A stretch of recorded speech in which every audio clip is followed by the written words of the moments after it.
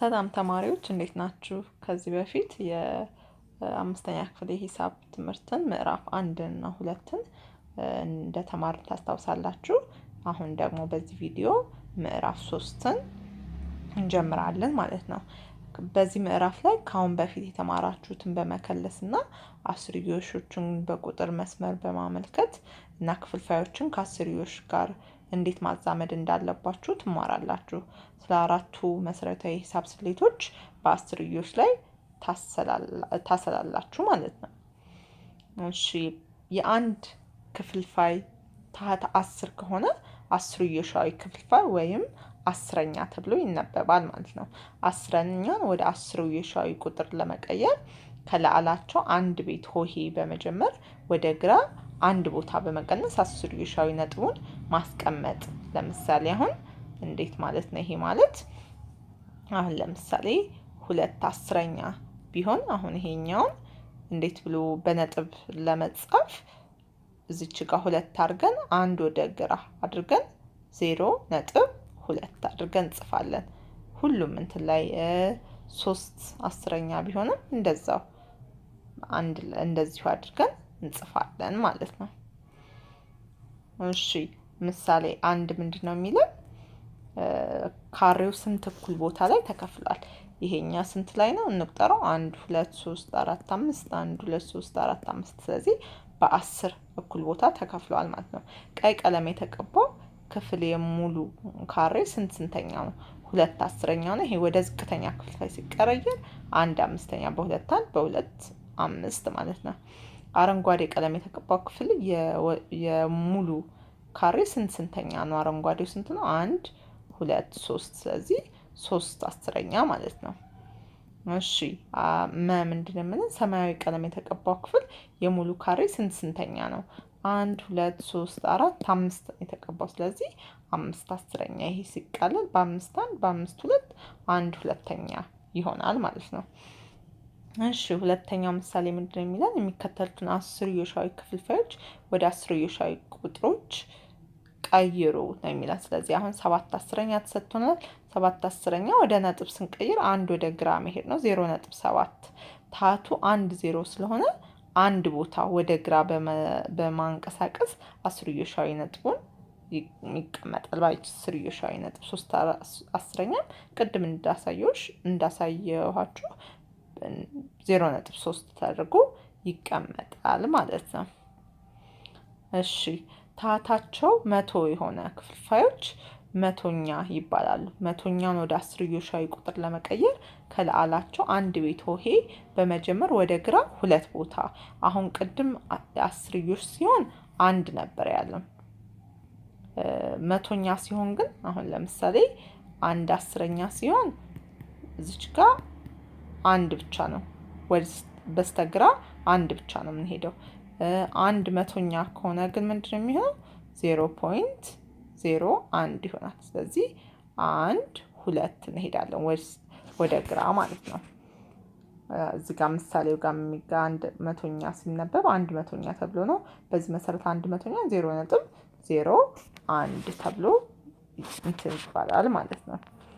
እሺ እያንዳንዱ ክፍልፋዮች በመቶኛ ግለጹ ይላል። 3/5 አሁን ይሄኛውን በመቶኛ ለመግለጽ ግዴታ ታህቱን ወደ 100 ማድረግ ይኖርብናል። ስለዚህ ይሄኛውን ወደ 100 ለማድረግ በ20ኛ እናባዛዋለን ማለት ነው። ስለዚህ 3/5 ሲባዛ በ20ኛ ሲሆን 60 መቶኛ ይሆናል ማለት ነው። ስለዚህ 60 መቶኛ ብለን በመቶኛ ማስቀመጥ እንችላለን ማለት ነው።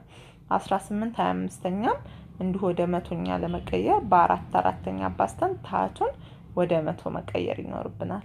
ስለዚህ 18 ሲባዛ በ472 መቶኛ ይሆናል ማለት ነው። አሁን ይሄ በነጥብ ሲቀየር 0.72 ይባላል። ይሄ የመጀመሪያው ደግሞ 0.60 ያው ከነጥብ በኋላ 0 ከተቀመጠ እንትን ስለማይል ከቁጥሩ በኋላ 0 ማጥፋት እንችላለን። 0.6 እና 0.60 አንድ አይነት ነው ማለት ነው።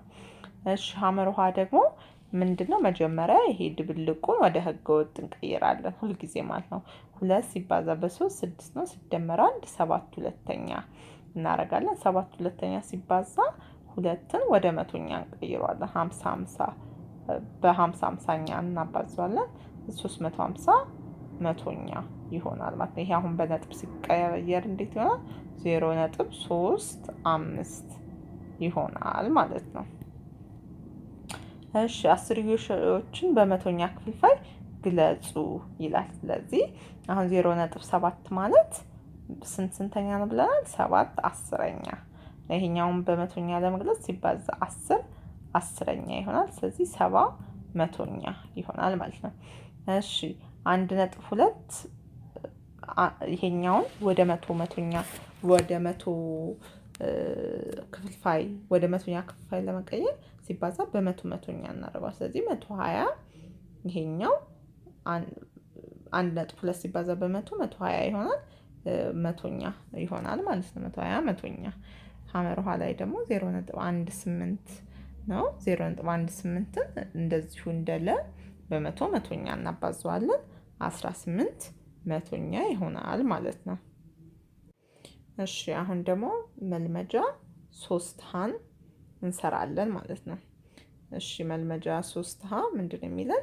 አንደኛው ጥያቄ ለሚከተሉት ምስሎች የተቀባው ስንተኛ እንደሆነ አሳዩ። መጀመሪያ ቦክስ ውስጥ ያሉትን ቦክሶች እንቆጥራለን። 1 2 3 4 5 6 7 8 9 10 1 2 3 4 5 6 7 8 9 10 ስለዚህ በአጠቃላይ 100 ነው። 10 ሲባዛ በ10 100 ይሆናል። ስለዚህ የተቀባው 1 ነው።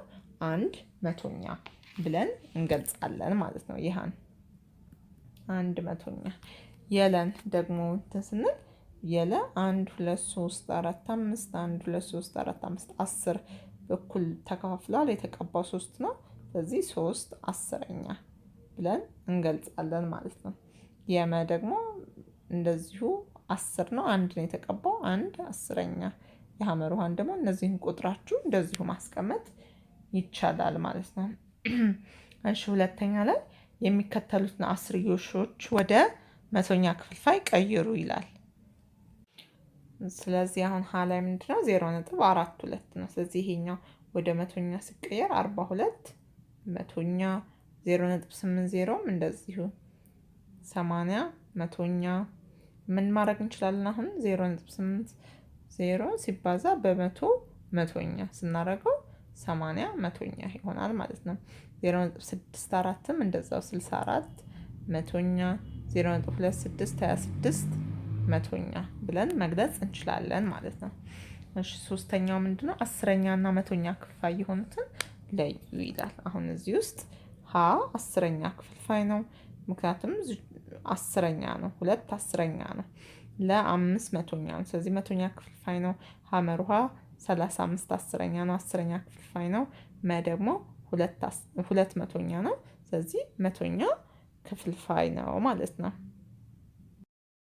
እሺ 3.4 አስርዮሾችን ቁጥሮችን ማባዛትና ማካፈል ይለናል። አስርዮሾችን በሙሉ ቁጥር እንዴት እናባዛለን? እንዴት ነው? በማንኛውም ሁለት ሙሉ ቁጥሮች ብዜት አፈላለግ የብዜት ውጤቱን ማግኘት ነው። ከአስርዮሽ ነጥብ በቀኝ በኩል ያሉ ቁጥሮችን ብዛት ያህል ቁጥሮችን በብዜቱ ከቀኝ ወደ ግራ ጀምረን ወደ ግራ በመቁጠር የአስርዮሽ ነጥብ ማስቀመጥ። ምሳሌ ላይ ያሳያችኋለሁ። ከዛ አስርዮሾችን ደግሞ በ10 ርቢዎች በ10 በመቶ በ1000 ወዘተ ስናባዛ ደግሞ በውጤቱ ላይ የአስርዮሽ ነጥብ ቦታ ለመወሰን የ10 ርቢ ዜሮዎችን በመቁጠር ከዛ ወደ ቀኝ ማንቀሳቀስ። ለምሳሌ አሁን እንዴት ነው? አሁን ይሄንን እንትን ስንላችሁ ለምሳሌ አሁን እዚህ ይሄኛው ማስታወሻ ምንድነው የሚላል? ለምሳሌ 5.25 ሲባዛ በ10 ቢሆን እንዴት ነው የምናደርገው? ይችን ነጥብ 10 ከሆነ 1 ነጥብ ወደዚህ፣ ስለዚህ 52.5 ማድረግ። ለምሳሌ 5.25 ሲባዛ በመቶ ከሆነ ደግሞ 2 ነጥብ ወደዚህኛው ማድረግ ነው። ስለዚህ ይሄ ማለት 525 ማድረግ ማለት ነው።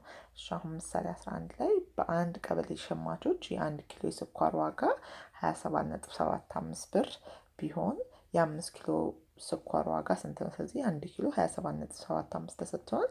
የ5 ኪሎ እንዴት እናደርጋለን? 27.75 በ5 ማባዛት። አሁን ይሄን ነጥብ ስናባዛ እንዴት ነው የምናባዛው? 27.75 ሲባዛ በ5 አድርገን እንደዚህ እናባዛለን። 5 ጊዜ 5 25፣ 5ን ጽፈን 2 አለን። 5 ጊዜ 7 35 ሲደመር 2 37፣ 7ን ጽፈን 3 አለን። 5 ጊዜ 7 35 ሲደመር 3 38፣ 8ን ጽፈን አሁንም 3 አለን። 5 ጊዜ 2 10፣ 10 ጊዜ 10 ሲደመር 3 13፣ 138.75 ይቺ 2 ነጥብ አለን። 1 2 ስለዚህ እዚህ ጋርም 1 2 እናደርጋለን። ስለዚህ 138.75 ይመጣልናል ማለት ነው። ስለዚህ እንደዚህ አድርገን ማባዛት እንችላለን ማለት ነው። እሺ ምሳሌ 12 የሚከተሉ ቁጥሮች አባዙ። ይሄኛውም አንድ አይነት 2.5 ነው። አሁን በ5 እዚህ ጋር ሲያባዛ 5 ጊዜ 5 5 2 አለኝ። 5 ጊዜ 2 10 ሲደመር 2 12 ከዛ 1 ነው ነጥብ ያለን። ስለዚህ 1 እዚህ ጋር እናረጋለን ማለት ነው። እሺ አስርዮሾችን በአስርዮሽ ማባዛት። አሁን ቅድሙ በሙሉ ቁጥር ማባዛት፣ አሁን ደግሞ አስርዮሾችን በአስርዮሽ እንዴት እናባዛለን የሚለው ነው። የአስርዮሾችን ነጥቦችን እንደ ሙሉ ቁጥር ማባዛት፣ እንደ ኖርማል አድርገን ሙሉ ቁጥር እናባዛዋለን። በአብዡና በተባዡ ላይ ያሉትን የአስርዮሽ ቤቶች ቁጥርን መደመር። በብዜቱ ቁጥር ከቀኝ ወደ ግራ እየቆጠርን በተራ ቁጥር 2 ላይ ያገኘነው የአስርዮሽ ቤቶች ቁጥር ድምር ቁጥርን ነጥቡን ማስቀመጥ። አሁን ይሄኛው እንዴት ነው? አሁን እዚህ ጋር ምሳሌ ጋር ያሳየናል። 0.2 ሲባዛ በ0.7 ይለናል። ስለዚህ 0.2 ሲባዛ 0.2 ሲባዛ በ0.7 ስለዚህ አሁን 7 ጊዜ 2 14 4 ጽፌ እንዳለኝ 7 ጊዜ 0 0 1 እዚህ ጋር 0 ሲባዛ በ0 0 ሲባዛ በ0 0 ስለዚህ ይሄ 4 1 0 ይሆናል። እዚህ ጋር 2 ነጥብ አለን። ስለዚህ 1 2 አድርገን 0.14 አድርገን መስራት እንችላለን ማለት ነው። በጣም ቀላል ነው። ይሄኛውንም ደስ ምሳሌዎቹ አንድ አይነት ናቸው። ከአንድ የሚበልጡ 2 አስርዮሽ ቁጥሮችን አባዙ።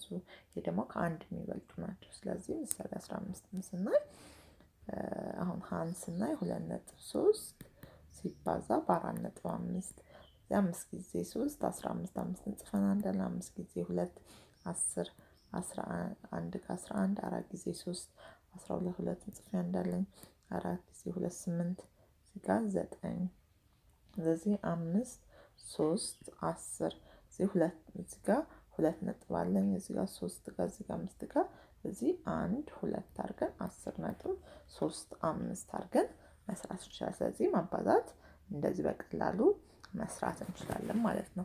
አስርዮሽን ማካፈል ስናካፍል ደግሞ እንዴት ነው የሚሆነው?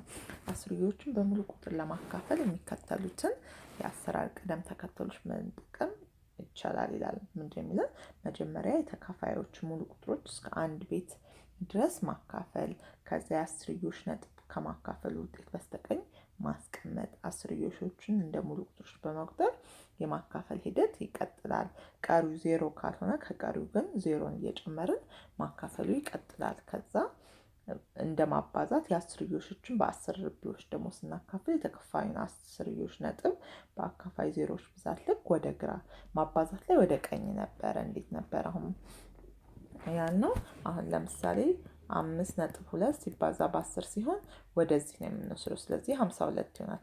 ማካፈል ላይ 5.2 ሲካፈል ለ10 ሲሆን ወደዚህ ነው የምንወስደው ወደ ግራ። ስለዚህ 0.52 ይሆናል። በመቶም ከሆነ 2 ወደዚህ እንወስዳለን። ስለዚህ 0.052 እያለን እንቀጥላለን ማለት ነው። አሁን እዚህ ጋር ምሳሌው ላይ የሚከተሉ ቁጥሮችን አካፍሉ ይላል። 0.8 ሲካፈል ለ4 ስለዚህ አሁን ይሄንን እንዴት በቀላሉ ማካፈል እንችላለን? ስለዚህ 0.8 ሲካፈል ለ4 ስንል ይሄን በቀላሉ እንዴት እንደምታካፍሉ አሳያችኋለሁ። ይሄን ሲባዛ በ10 ሲባዛ በ10 እናደርግና 8 ሲካፈል ለ40 ይሆናል። ስለዚህ 8 ሲካፈል ለ40 እናደርጋለን። እዚህ ጋር 8 ለ40 ስለማይችል እዚህ ጋር 0 ነጥብ እናደርግና እዚህ ጋር 0 እንሰጣለን። 80 ሲካፈል ለ40 2 ጊዜ 2 ጊዜ 40 80 ስለዚህ ይሄኛው 0 ይመጣል። ስለዚህ ውጤታችን 0.2 ይሆንልናል ማለት ነው። ሌላውንም በዛ በተመሳሳይ እናካፍላለን ማለት ነው። አሁን እዚህ ጋር 3 ሲካፈል 0.6 ይለናል። ለላይ እንዴት እናደርጋለን? 3ን እና 0.6 በ10 እናባዛለን። 30 በ6 ይመጣል 5 ይሆናል ማለት ነው። 0.6 ሲካፈል ለ10 ሲሆን ደግሞ እንዳልኳችሁ ወደ ግራፍ እንሄዳለን። 0.06 ይሆናል። እዚህ ጋር አሁን ማስታወሻው አስርዮሾችን በአስርዮሽ ስናካፍል የሚከተሉትን የአሰራር ቅደም ተከተሎች መከተል ያስፈልጋል። አካፋዩንና ተካፋዩን በተገቢ አሰርቢ ማባዛት፣ አካፋዩን ወደ ሙሉ ቁጥር መለወጥ ወይም አስርዮሽ ነጥቡን መተው። ቀጥሎ እንደ ሙሉ ቁጥር ማካፈል። በማካፈል ሂደት ላይ ተካፋዩ ሙሉ ቁጥር ተካፍሎ ካበቃ በኋላ የአስርዮሻዊ የቁጥር ሆሄዎች ከማካፈል በፊት ከድርሻው በስተቀኝ በኩል የአስርዮሽ ነጥብ ማስቀመጥ። አሁን ይሄ እንዴት ነው የምናደርገው ማለት ነው? አሁን እዚህ ጋር ምሳሌ ሀ ላይ 21.5 ሲካፈል ለ2.5 ተሰጥቷል። ስለዚህ 21.5 ማለት 215 መቶኛ 2 ሳይሆን አስረኛ አንዷን 0 እናጥፋት ነው 215 አስረኛ። ስለዚህ ሲካፈል 2.5ም 25 ሲካፈል አስረኛ ማለት ነው። እዚህ ይሄን ወደዚህ አምጥተን ስንሰራው ይሄንን 215 አስረኛ ሲባዛ ወደ ማባዛት ስንቀይረው ይገለበጣል። ስለዚህ 10 25ኛ ይሆናል። በ10 10 ይጠፋል። 215 ሲካፈል ለ25 ይሆናል። ይሄኛው 8.6 ይመጣልናል ማለት ነው። ስለዚህ ነጥቡን ወደ ክፍልፋይ መቀየር። እዚህ ጋር እንደዚሁ ለላይ 1.008 ሲካፈል 0.04 ነው። 1.008 ማለት 1008 ሲካፈል ለ1000 ማለት ነው። 0.04 ደግሞ 4 ሲካፈል ለ100 400ኛ ማለት ነው። ስለዚህ ሁለቱን እናካፍላለን። ከዛ ወደ ማባዛት ስንቀይር 400ኛ የሆነው 104ኛ ይሆናል። ስለዚህ ይሄኛው ይቃለላል። መጨረሻ ላይ 25.2 ይመጣልናል ማለት ነው። እሺ 3.5 ደግሞ ምንድነው የሚለው? ክፍልፋዮችን ከአስርዮሽ ጋር ማዛመድ እንዴት እንችላለን? ማስታወሻ ላይ ምንድነው በቀሸኛ አይነት የተጻፈ ክፍልፋይና በረዥሙ የማካፈል ዘዴ በሸ ብናካፍል ቀሪ ሊሆኑ የሚችሉ 0 1 2 3 4 ሸ ሲቀነስ 1 ናቸው። 0 ቀሪ ከሆነ ማካፈሉ ያቆማል። አስርዮሻዊ ቁጥሩም አክታሚ ይባላል። መጨረሻ ላይ የቀረው 0 ከመጣ ማለት ነው። ካልሆነ ግን የአክታሚ ይባላል። ለምሳሌ አሁን የአክታሚ የሆነ ላሳያችሁ። አሁን አክታሚ አሁን ለምሳሌ ስንተኛ አሁን ለምሳሌ 0.5 ሲካፈል በዚሁ በምሳሌ ላሳያችሁ። 2 ሲካፈል ለ3 አሁን 2 ሲካፈል ለ3 ይሄኛው ምንድነው? 2 ሲካፈል ለ3 እናካፍል 0 ነጥብ እዚህ ጋር ተጠናን 26 ጊዜ 6 ጊዜ 3 18 2 20 ከእንደገና 6 እያለ በቃ እንደዚሁ 6 እያለ ይሄዳል። ስለዚህ ይሄ አክታሚ ነው። ለምሳሌ ግን 1 ሲካፈል ለ2 ቢሆን 0 ነጥብ 10 ጊዜ 2 5 ጊዜ 2 10 ይሄኛው 0 ይመጣል። ስለዚህ ውጤቱ መጨረሻ ቀሪ የሚሆነው 0 ከመጣልን አክታሚ ይባላል። ግን ቀሪ ካልመጣልን 0 ካልመጣልን እንደ 0.66 ሆኖ መጨረሻ ላይ እዚህ ጋር እያለ የሚቀጥል ከሆነ አክታሚ በመባል ይታወቃል ማለት ነው። እሺ ምሳሌ 19 ክፍልፋዮችን ወደ አስርዮሽ ለውጡ ይላል። ስለዚህ አሁን እዚህ ጋር 1 ሲካፈል ለ5 እንዴት ነው? 0 ነጥብ እዚህ ጋር 0 ነጥብ 10 ጊዜ 5 2 ጊዜ 5 10 ስለዚህ ይሄ አክታሚ ነው ማለት ነው። እንደዚህ እያለን መስራት እንችላለን ማለት ነው። እሺ አስርዮሾቹን ወደ ክፍልፋይ መለወጥ። አስርዮሾችን ወደ ክፍልፋይ ለመለወጥ ከአስርዮሽ ነጥብ በስተግራ ያሉትን ቁጥሮች እንደ ሙሉ ቁጥር መውሰድ፣ ከአስርዮሽ ነጥብ በስተቀኝ ያሉትን ሆሄዎች እንደ ቁጥር ቤታቸው እንደ 1/10ኛ፣ 1/100ኛ፣ 1/1000ኛ ወዘተ መውሰድ። ሁሉንም በመደመር ወደ አንድ ክፍልፋይ ለውጡ ይላል። ለምሳሌ አሁን እዚህ ጋር 0.034 ነው አይደለ? አሁን ይሄንን ወደ ክፍልፋይ ስንቀይር ወደ ክፍልፋይ አስርዮሹን ወደ ክፍልፋይ ስንለውጥ እንዴት ነው? 0.034 ማለት ስንት ነው? 34/1000ኛ።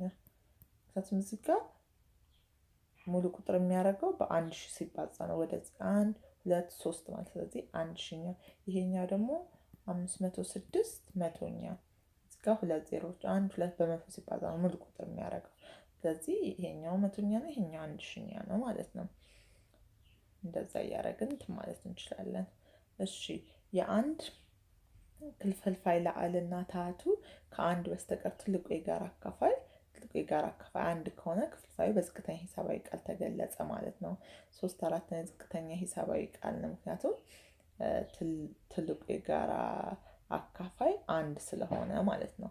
አንድን ክፍልፋይ ወደ ዝቅተኛ ሂሳባዊ ቃል ለመለወጥ የክፍልፋዩና የታሃቱን የትልቁ የጋራ አካፋዮችን እናካፍላለን ማለት ነው። አሁን ለምሳሌ 0.825 ወደ ክፍልፋይ በመቀየር አቃላችሁ አስቀምጡ ይላል። ስለዚህ አሁን እዚህ ጋር 0.825 ነው የሚለው። ስለዚህ ይሄኛው 825 ሲካፈል ለ1000 እናደርጋለን። ቅድም እንዳልኳችሁ ይሄኛው ሙሉ ቁጥር የሚመጣው በእነዚህ 1 2 3 ስለዚህ 3 ዜሮዎችን ስንል ነው።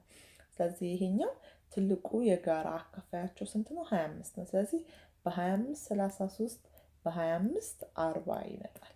ስለዚህ በትልቁ የጋራ አካፋያቸው ወደ 33 40ኛ አቃለን እናስቀምጣለን ማለት ነው። ከዚህ በታች የተሰጡትን አስርዮሽ ወደ ክፍልፋይ በመቀየር በዝቅተኛ ሂሳባዊ ቃል ግለጹ ይላል። አሁን ይሄኛው 2.6 ነው። ስለዚህ ይሄ 1 ነጥብ ስላለ 26/10ኛ ማለት ነው። ይሄኛው ተቃሎ ሲቀመጥ ትልቁ የጋራ አካፋያቸው 2 ነው። ስለዚህ በ2 13 በ2 5 አድርገን 13/5ኛ አድርገን ማስቀመጥ እንችላለን ማለት ነው። ስለዚህ ይሄን ይመስላል የምዕራፍ 3 ማለት ነው።